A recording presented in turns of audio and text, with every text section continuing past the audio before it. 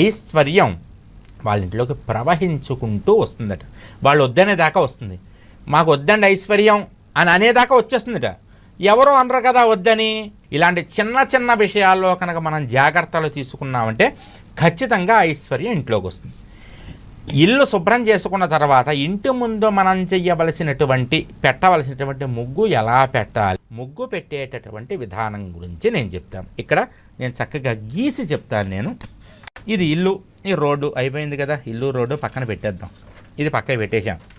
ఇప్పుడు దీంట్లో గీస్తాను.